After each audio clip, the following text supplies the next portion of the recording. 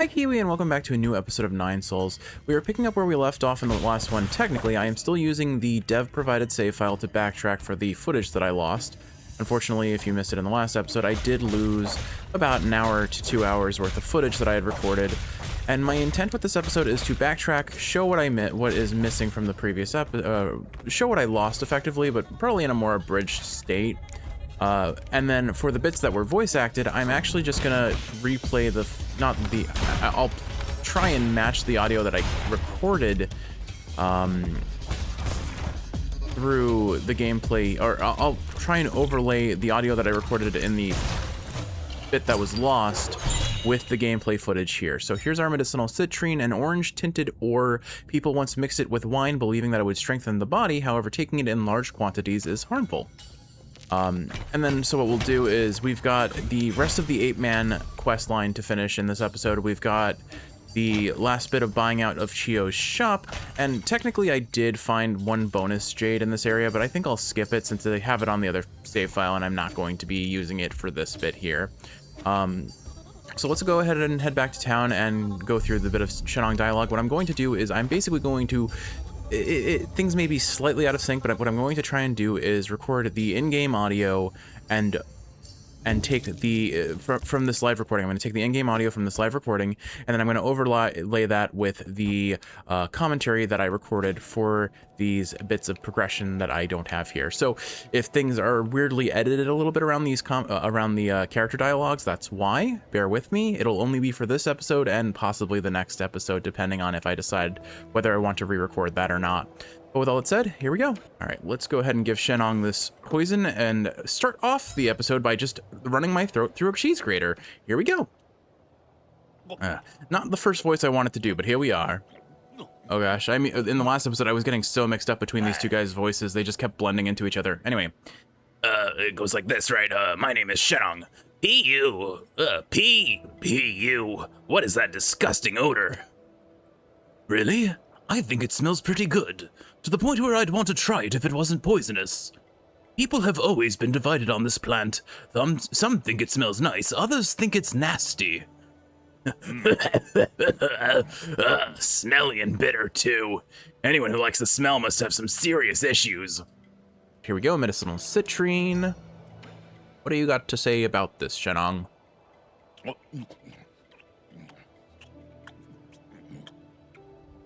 What is this? It doesn't taste like anything. Or, what is this? It doesn't taste like anything. This ore is a folk remedy from my hometown. Some people mix it with their wine or tea. It was sold by lots of vendors who advertised it as a sleeping aid for children. How nostalgic. How nostalgic. We used to have some. I think he meant used.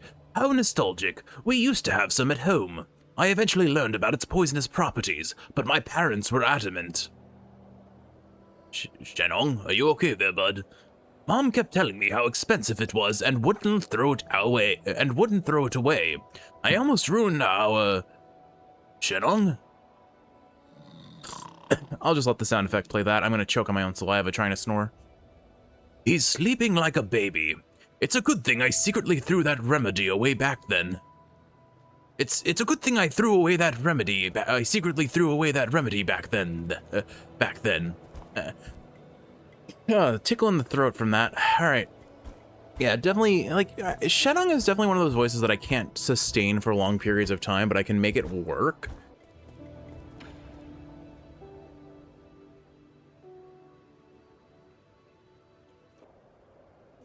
Can I ask you for a favor? It's about Schwan.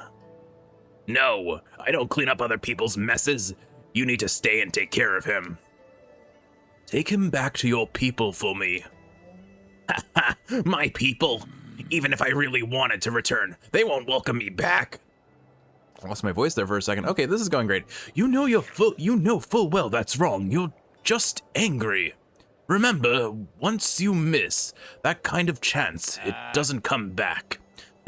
That's not for you to say to me. I don't know. The downside to ad-libbing all this, like reading it as it's delivered, is that it's very hard to get the cadence of the line delivery correct in its entirety. What have you got here? Oh gosh, we haven't done Uncle Chubby's voice in a while. This is for you, Uncle Chubby. For me, it's a palette vase. Oh, it's the pottery he was making before. I was right, he did make it into Uncle Chubby. Oh, look at that face. It's a palette vase. Vase. What do you think, Kiwi? Would Kalfu say vase or vase? I usually say vase. I don't know, I feel like Kalfu would say vase. I don't know why. Oh, it's a palette vase. Who taught you how to make one of these? I asked Abacus what kind of gift you would like. He said that the people of Ying have a custom of painting stories on vases. Oh, that's cute. Can we make out what that story is? I think I see like a little dog on a tree with... Oh no, I see it now. It's Schwan with Yi. And I think there's a rain cloud over Yi's head. That's really cute. The glaze could have been applied more evenly, but for an ape-man, it's passable. I actually had one I was more satisfied with, but Yi broke it. Wait, I did? I don't remember breaking your vase. I'm sorry. Oops. Yeah, why would he do such a thing? Those vases were in the way. No, I wouldn't do that. It was an accident. The perpetrator has come to confess. It's no big deal. It actually gave me a chance to practice some more. So, what story did you paint on this vase? It's the story about me, Uncle Chubby, and Yi living together here. I don't see Uncle Chubby on there, but I guess it's because it's his head, maybe? Is that so? I see. Oh, he's crying. Oh, he's such a good boy. I see the tears welling up in your eyes. If you want to cry, you should just let it all out. Shut up. Shut up. Oh, shut up. You're just seeing things. What? Did I do a bad job painting you? What? Did I do a bad job painting you? No, this is the first time I've ever received a gift like this. Thanks, kid. I think out of everyone's dynamic, like Xuan and Yi's dynamic is like the best in terms of like the overarching narrative and the character arc that Yi has, going from this just homicidal with no sense of self-preservation, almost monster. I mean, think about what he did to what was the harpy cat's name? I'm blanking on her. Lady Gonang, to these stories here, but like to like how Yi is kind of mellowing out, realizing what his sister was saying, why she was potentially right, and his relationship to the world as a whole.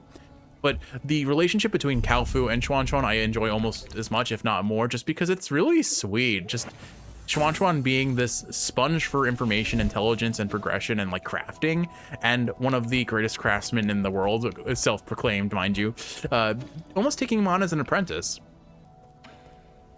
Of all the voices I do, I feel like Xuan is the one that I found the most easy and consistent, and honestly easiest to intonate with. So, Have you seen Anhong Yi? He was just here. He was here just now. What do you mean? Where did he run off to again? I don't know. Some people from the village came to find him. They talked, and then he ran off. They even told me to stay. And not follow him. Were they going to the docks? I think so. He seemed like he was in a hurry. Maybe something happened at the village. I want to go too. Or maybe he just went to have a drink with the other villagers. Really? Okay, guess I can't come along then. Hey, wait, that can't be right. Are you lying to me? Did something actually happen to the village? Calm down. I'll go find him right now. My throat is really tickly with these voices today. It's gonna cause me to cough. I did make some tea to drink in between episodes, although my tea is a little bit too hot to actually consume right now. It is, in honor of this game, considering we're from Peach Blossom Village, I figured I'd go with peach flavored tea. Also, it's just kind of my favorite flavor of tea right now, so. Oh, geez, Shenong, where'd your arm go? Don't move an inch closer. Don't fret, it's me. What happened here? Your arm. Fine. Those monsters, they suddenly attacked. Damn it, we only managed to hold back the first wave, but they got to the shaman. Be careful, they brought reinforcements. I must keep killing. Don't force it. You've already done an incredible job keeping them at bay. I'll handle the rest. Please, save them. Save my people. All right, Shedong is finally acknowledging them as his people. Look at that, a little bit of character growth.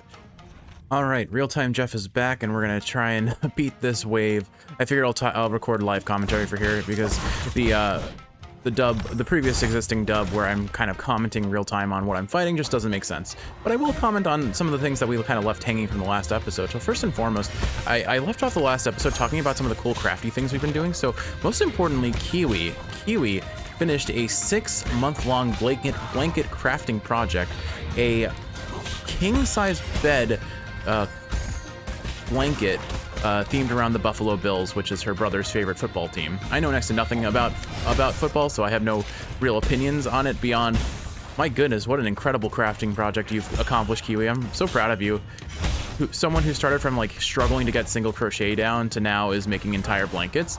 Granted, like I know you'll downplay like the significance of it, saying the pattern is easy. I mean, it is a what's it called, a corner by corner pattern, which for anyone in the know about crochet, it's basically just 3 single crochet, I think 3 sets of double crochet or triple crochet, and that's really the worst of it. Oh gosh, we're taking a lot of damage here.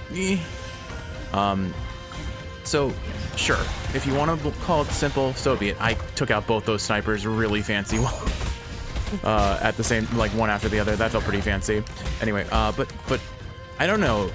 I don't know many people who can say they've made a blanket. Well, I guess I probably know an above average number of people who can say they've made a blanket between my mom, you, and most likely our local yarn shop lady. But you get the point. Like, even if my number of people I know who have made a blanket is above the average number of people who make a blanket, it's still a pretty substantial and impressive feat. So I'm proud of you, Kiwi. I need to heal here. Oh no, I'm out of heals. I forgot I have like no pipe vials because this is the dev save file. So this is a little sketchy. I should probably have played safer. I'm so used to having a little bit more forgiveness to what I can do. Okay, I'm 1 hit from death, which is not a great place to be, and we're not on the final wave. What's next? Oh, it's these guys. So if I get touched by any of their fire, I'm just immediately dead. I'm gonna go ahead and hit them with this. This should do some good damage. I think I just have to play it super safe here. Oh! Never mind, I just don't have a choice about anything here. Oh, that's super sketchy. He's gonna throw projectiles. I need to kill the projectile thrower, or maybe I just try again, honestly. Oh, hold on. Hey, remember, you shoot multiple times. I'm gonna try and talisman the projectile. Oh gosh, close range. Oh, I forgot I had a revival jade. Still. Okay, cool. That's the projectile artist taken care of. Maybe if I can do this. All right, I think that worked. Yeah, okay, perfect. I cheesed him a little bit there, but get this shot off. Try and get as much damage as I can, and we're gonna bail out. Ooh, this is sketchy, but yeah. And now, while I'm recording, Kiwi is doing some fancy yarn craft with making kind of cosmetically appealing and colorful braids, which is also really cool. There we go, okay. Going to go back to the previous recording's dialogue. Time for some new dialogue. Hopefully Shedong does not die here. I would be sad if Shedong dies here. Knowing how anime tropes work, he only lost an arm, so he should be fine. If you lose an arm, you don't die, you lose an arm. Are her injuries that serious? She took several blows aimed at the kids, I'm afraid. Divine One, won't you stay here with us? The village can feed and house you. With you here, we won't have to go anywhere. On you. That's enough. That's enough. That's enough. After everything that's happened, that's the only idea you can come up with. Don't you understand? This is the real world. We can't keep turning a blind eye to it. But outside... What about outside? I've been there myself. It might be dangerous, but infinite opportunities await. You can't even imagine the things we could be capable of. Shush! Shush! Quit talking nonsense. We humans are made of flesh. We can't risk. You're not allowed to mention a second time. Why? Whoa, what is that voice? Why you? I know you're doing this to protect everyone. I know you want to take care of everyone, but I feel the same way. Nong. I know everyone's scared. I'm scared too. But we have to muster up our courage, or we won't be able to survive. I thought you liked being alone. I was just scared. Scared that I'd end up like the others. Scared of becoming weak and easily satisfied. Scared that I'd become less like the guru. But, damn it, yes, I still need everyone. That work for you? What's more, they need you. Is that so?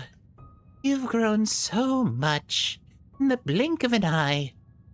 Everything I taught, you picked up. Don't get sappy on me. You never taught me a... Go, Anong. Bring everyone. Somewhere far away. Challenge your predecessors. Be doubtful of anything you see. Be doubtful of anything you see. What? You... What? You... With you in charge. With you in charge. With you in charge, I'm sure we'll...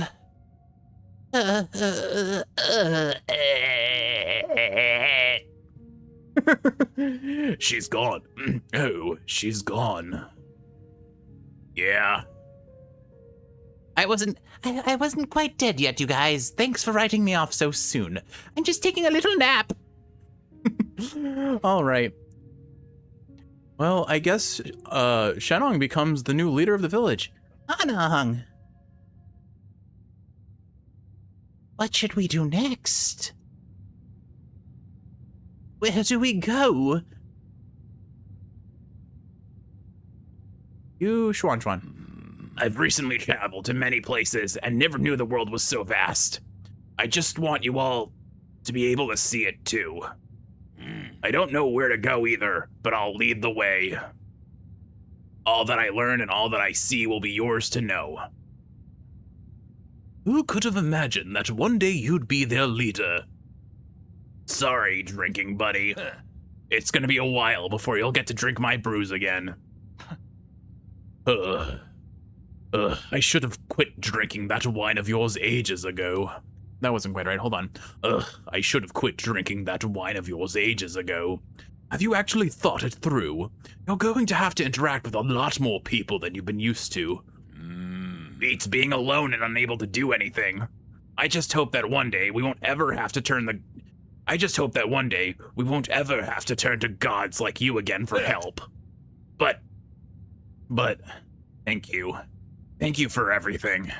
If you hadn't taken me in, I would have died on the road. I'm sorry for calling you a white-haired demon. It goes both ways. Before I met you and Xuan, I never thought I could be friends with Apeman. Alright, you should probably get going. I know you've got your own fish to fry. Our people will find a way to endure. Oh, I love fish. Good luck, friend. So, is that just the end of the 8-man village? Nope, they're still here. Okay. Character bio updated. Shenong, a brawny man from Peach Blossom Village. He is a conspiracy theorist who harbors numerous doubts and grievances towards the world that he inhabits. You know, that was very justifiable given the nature that his entire people were raised as cattle. He has a unique condition in which he needs to regularly consume poison to ward off death. He is immune to all poisons and can identify and neutralize any and all toxins.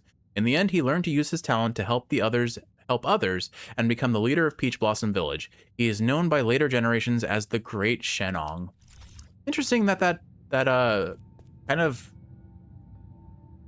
character bio talks about the future that has yet to happen. Curious. Hey, wait a minute. This thing belonged to you, right? Hey, It's that Fusang amulet. Did you get this from Xuan? The kid made me hang this around my neck when I left the camp. He was worried I would get hurt and wouldn't let me go till I put it on. It's some kind of protective talisman, isn't it? Something to that effect. I tell you, this amulet here is the real deal. I tripped and fell during my last encounter with those armored beasts. When that red sword came down, I didn't have time to react. I thought I was done for. The amulet protected you from that blow? No, it managed to protect me from three separate blows. You're one lucky man. Once or twice is lucky. 3 times is a goddamn miracle. I thought you didn't believe in any gods. That's right, I don't believe anything I haven't seen with my own eyes. What kind of tree was this thing carved from? Because let me tell you, there must be something enchanted about that tree. I can't keep hogging all this incredible treasure for myself. You protected Xuan and me, so it's now only right that I return this to you. It's all broken, though. It might still have some power, just take it. Damage Fusang amulet. Amulet. The amulet Shenong returned to Yi can be handed over to Xuan. This crudely made Fusang amulet given to Shenong by Xuan managed to miraculously block multiple attacks from the guards. That's cute. Oh look, they're all spreading out now here. Okay. There are definitely some reused sprites. I was paying close attention to this old man carrying, I presume, a rock, probably something wrapped in cloth, but it looks like a rock. All right, well, cool. Hopefully once we deal with all the problems around these areas, he will have a whole bunch of land to cultivate and live on with his people. But good for Shenong. That's actually some genuine character development. He was the lone wolf, but he still secretly, I mean, we all knew he was a bit of a tsundere about it, but he cared about his people, and it's an interesting turn of events that he becomes the leader of them. Oh, we can buy both of them. Excellent. All right, so let's buy the recovery jade. Increases recovery rate of internal damage, helping Yi get back into the fight quicker. Quick dose jade shortens the time needed for Yi to use his medicine pipe, reducing his chances of getting hit. Okay, there we go. Anything to say about it, Chiyou? We bought out your shop, I think. Anything secret? Figured there's always the chance that something new happens if we buy out the shop. Once I have concluded the affair with my brother, would you care to join me in a contest? Oh, I mean, one is okay. I'm finding his voice now. This is a thing that a lot of voice actors do for whatever reason. They have like a trigger phase that gets them into the voice, and for most of the characters, it's either a greeting or them laughing. And for Chiyou, it's him laughing. Oh, I mean, I meant one for elegant pursuits such as music, Qian-kun, calligraphy, and painting.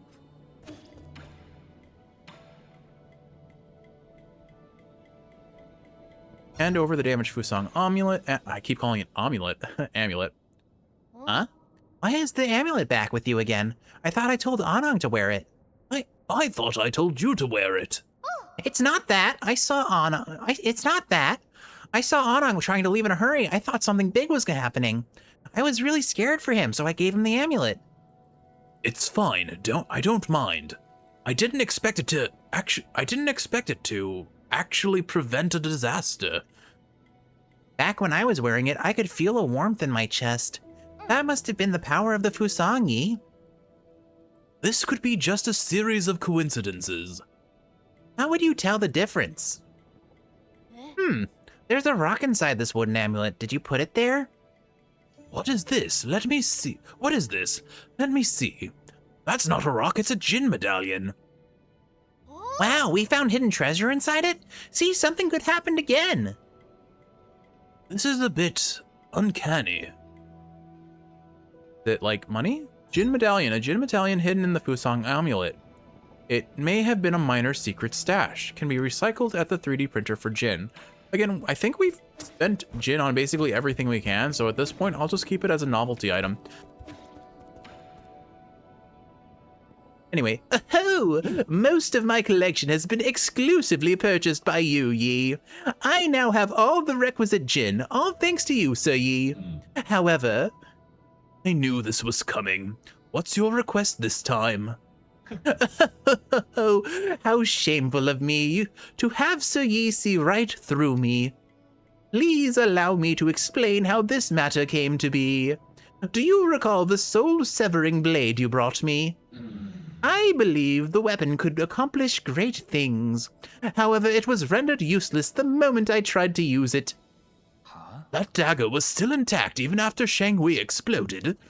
What were you trying to do with it? Can you hear me losing my voice?